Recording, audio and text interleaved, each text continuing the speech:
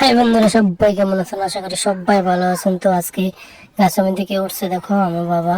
তো আমরা গাছটা কাটতে লেতেছে, তো এটা থেকে কত আমরা খাইছি, সবাই নিচে দেখো আমরা গুলি। তো এটার মধ্যে আবার নতুন আমরা ধরছে। তো আনফর্চুনেটলি কাটতে লাইতে লাগতেছে কি লেগে। তো এই বাড়িতে ওই আমার মেশুরে দেওয়া যাইতেছে। তো বাড়ির মধ্যে ধান আইছে দেখা, তো এই গাছ মানে উঠানোর মধ্যে মানে রৌদ্র পড়তেছে না।